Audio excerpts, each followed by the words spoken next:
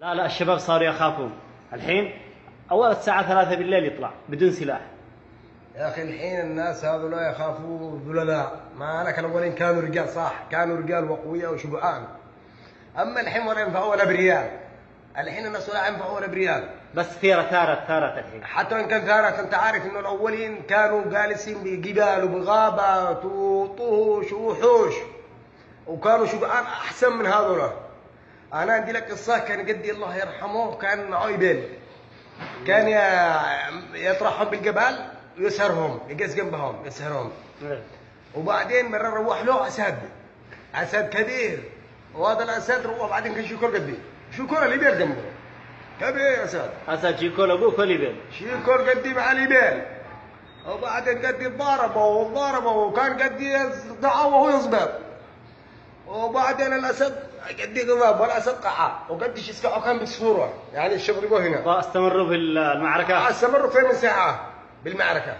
وبعدين قدي كان يسقعه هنا علشان يقلبه، ولا أسد قعه قد يضرب تام تجري يضحك لا داخل مطرح الأسد، وبعدين يمسك يسحب يقلبه قلب، رجع لي داخل خارج واللي خارج داخل. وبكروا الصباح طرحوا روح، بكر الصباح يكلم الناس انه ضربه هو اسد، وانه قالوا كذاب. راح يوري لهم قالوا هذا حمار، هذا كذا. بعدين قدي يمسك ورجعوه زي ما كان، سحب اللي داخل رجعوه خارج، رجع اسد. استغربوا لك الناس، يعني زي انت تقلب لك شرابه، تعرف كيف تقلب الشراب كذا. ما شاء الله. اقول لك كانوا شجعان زمان. وبقى ودي لك قصه مكانه، قدي انا كان شجاع. مره كان يساقي الأحوال بالليل، وبعدين كان غدار، لا معاه لا فاني معاه، كان فانس حتى الحين كان معاه، يعني الناس معاهم تهريك ومعاهم. كان زمان ما فيش معاهم. يلا اللي يملك فانوس، يلا اللي يملك فانوس تروح بيته يطولوا بهاله. وبعدين يساقي بالليل وسقى الحول الأولى، وبعدين راح شيشبك للحول الثانية. ما في قمار ولا شيء، غدار هنا في مكان غدار.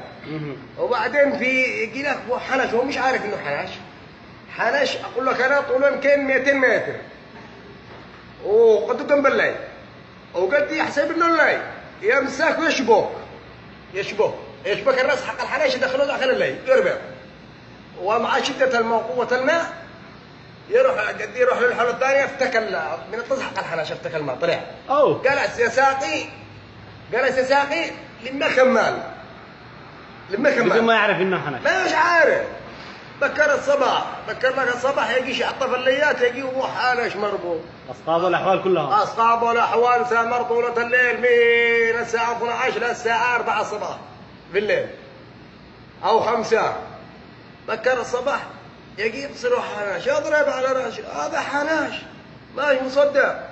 لك انت قال الناس يفرقوا ايش هذا، وقام عطفوه زي الليل، وقسينا رساقيبه فتره، وكان ما من جاء اي واحد يجي عندنا على طول الشيء، انا عيره يقول لي لا خرج له الحنش هذا كمعطف، ندي له ساقيبه او داخله خلاص زي الليل، على القصد زي الليل رجع مع كان يعني اول ليله مع شده الماء على طول افتك، يعني بقي زي الليل.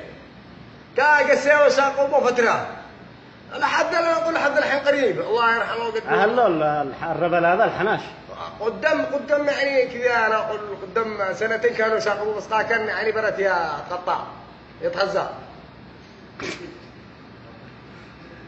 والله يقدك شجاع الله يرحمه. بس يا اخي كانوا شجعان زمان.